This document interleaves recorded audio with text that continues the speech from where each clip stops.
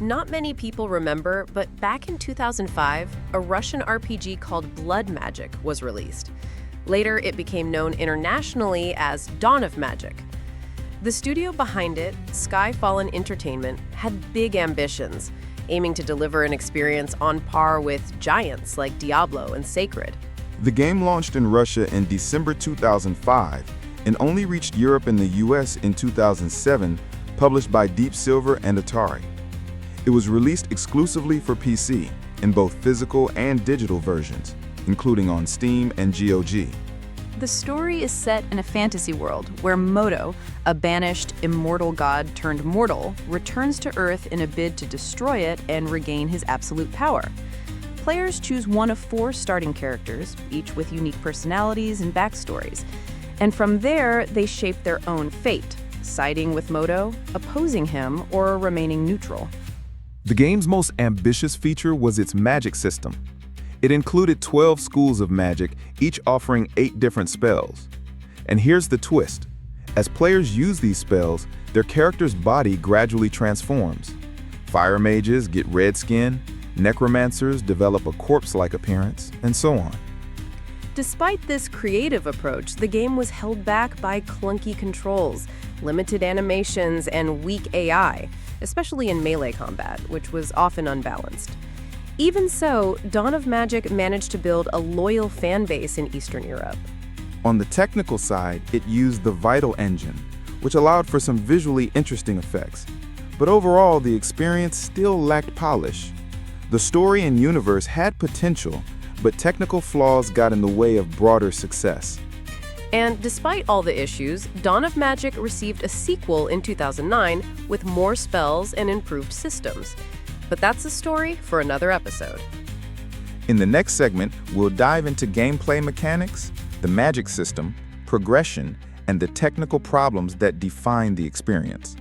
Stick with us as we keep uncovering the truth behind these forgotten games.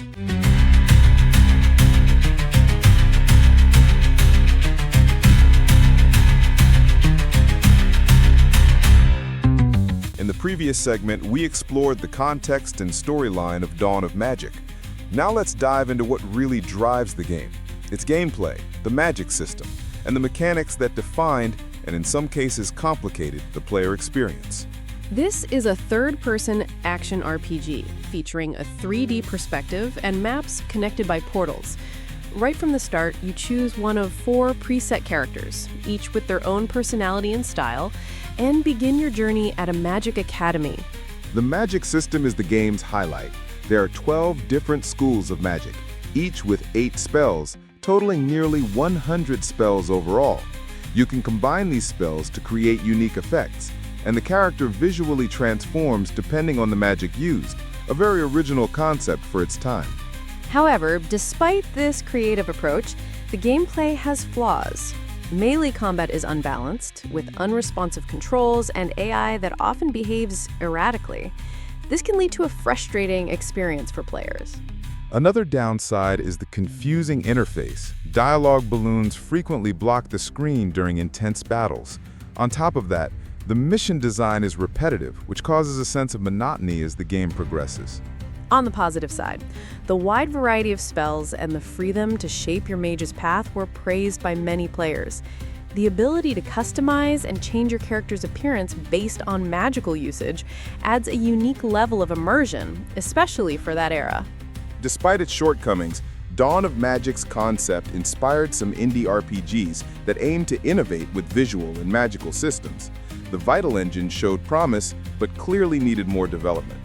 In the next segment, we'll analyze how critics responded to the game, what bugs were most reported by players, and how the community dealt with these technical challenges. We'll also look into how these issues impacted the game's commercial performance and what the developers did to try to fix them. Don't miss it! There's still a lot to uncover in this story.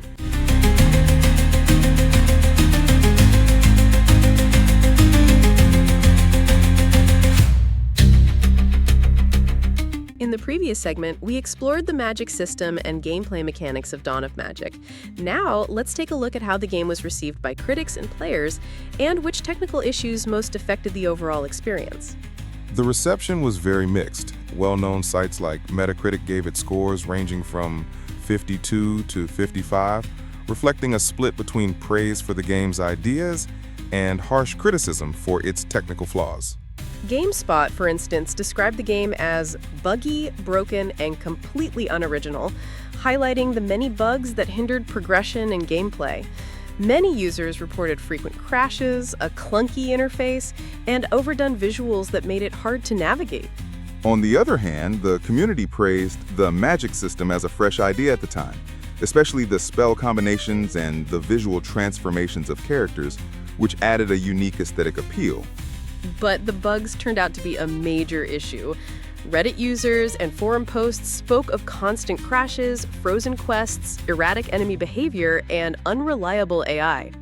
This combination of technical issues and lack of polish directly affected sales and the game's reputation. Despite its original concept, it never managed to reach a broader audience. Some fans tried to defend the game, blaming the issues on the ambition of a small studio with limited resources, but that argument didn't hold up in the commercial market. In the next segment, we'll explore the sequel, Dawn of Magic 2, its improvements and limitations, how it performed commercially, and why the franchise didn't move forward. We'll also discuss the legacy of the series and how it's remembered today, almost like an unfulfilled promise in the action RPG genre.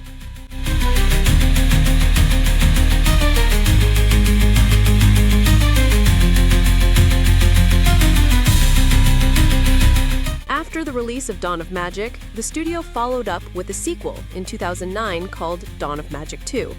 But did this new installment fix the issues of the original and secure the franchise's success? Unfortunately, Dawn of Magic 2 also received a lukewarm response. While it kept the complex magic system and introduced some graphical improvements, it failed to stand out in the market, drawing criticism for persistent gameplay flaws and lack of innovation. The game was released exclusively for PC, with little marketing and virtually no presence in major media outlets. This directly affected its sales, which remained low in both Europe and the United States. Skyfall Entertainment, the studio behind the series, didn't release any new titles afterward and eventually disappeared from the gaming scene, a major reason why the franchise never continued. Still, Dawn of Magic and its sequel maintain a small yet loyal fan base that appreciates the magic system and the attempt to innovate within the traditional RPG genre. The game ended up being remembered as an unfulfilled promise, a great idea with original concepts that never delivered a polished, engaging experience for a broader audience. Today, Dawn of Magic stands as an example of ambition exceeding resources, a case study in the challenges faced by small studios in the gaming industry.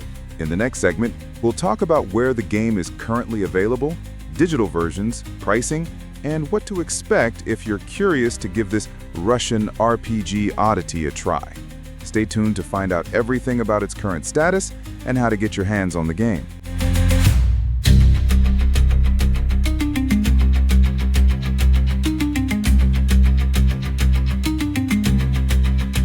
If you're curious to check out Dawn of Magic or its sequel, the good news is that both games are still available, mostly on digital platforms. Right now, you can find them on Steam and GOG. These platforms offer updated versions that run on modern operating systems, although some of the original bugs are still present. GOG, for instance, often runs major discounts on Dawn of Magic 2, sometimes dropping the price to under $1. But heads up, the game is rated for players aged 18 and up due to violence and mature themes. On Steam, prices tend to be a bit higher, but you also get access to community features, support, and seamless integration with your game library. Keep in mind, though, that the game is PC exclusive. There are no official versions for consoles or mobile devices. That limits its audience, but helps preserve the classic PC RPG experience. Also, like we said earlier, you'll need some patience, even the newer versions haven't fixed all the technical issues. So, if you're a fan of old-school RPGs or want to explore a lesser-known entry in Russian game history, Dawn of Magic could be an interesting pick, as long as you manage your expectations. And with that, we wrap up our special series on Dawn of Magic. Thanks for joining us on this deep dive into a game that aimed to be different, but ultimately got stuck in its own time. Don't forget to like, comment, and share with your fellow classic RPG fans and anyone curious about the hidden corners of gaming history.